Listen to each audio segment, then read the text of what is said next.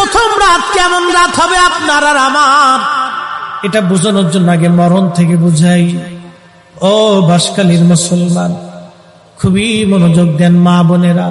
ও মা, আপনি যে সুন্দর পোশাক পরে সেজে গুজে গহনা পাতি দিয়ে আপনাকে নিয়ে আসা হলো শ্বশুর বাড়ি। মারে, আপনার ঘরের মধ্যে একটা বৃদ্ধ মা আছে, শাশুড়ি। মনে ব্যথা দিবেন না, এই বৃদ্ধ লোকটা আপনার কাছে তেমন কিছুই চায় না, একটু সহানুভূতি চায়। বিনিময়ে আপনার স্বামীর জন্য সে 40টা বছর পরিশ্রম করেছে। ও বোন, আপনাকে বলছি, এই বৃদ্ধ মাটাকে আপনি ব্যথা দিবেন না।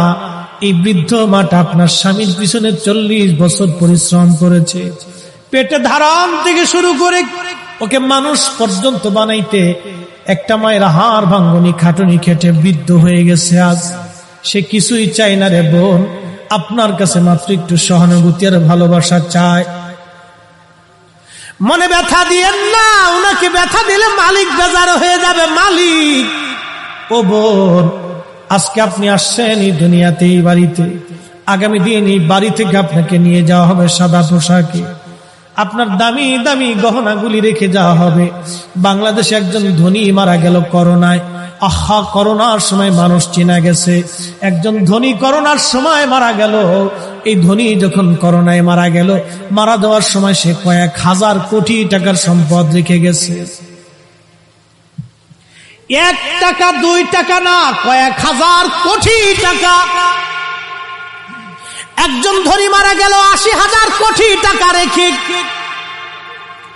80,000 কোটি টাকা।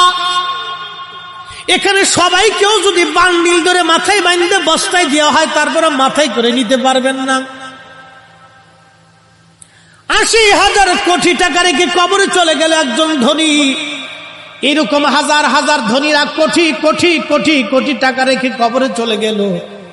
করোনার সময় কবরে তারে নিয়ে যাওয়া হলো। ছেলেরা ওই যে সংস্থাদেরকে ফোন দিয়ে বলল, আপনারা আমার বাবার সৎ কাজ করে দেন, করোনা হয়েছে, আমরা কাছে যেতে পারবো না। স্ত্রী গেল না, ছেলে গেল না, বেটার বউ গেল না, নাতিরা কাছে গেল না। তার মানে তার জীবনটাই 16 আনার 16 আনা বৃথা হয়ে গেল। তার জীবনের 4 পয়সাও কোনো দাম নাই। কথা কন ঠিক কিনা? এই মরণের যন্ত্রণাটা কেমন ভয়াবহ, আপনাকে এই মরণের যন্ত্রণাটা বুঝাই। তারপর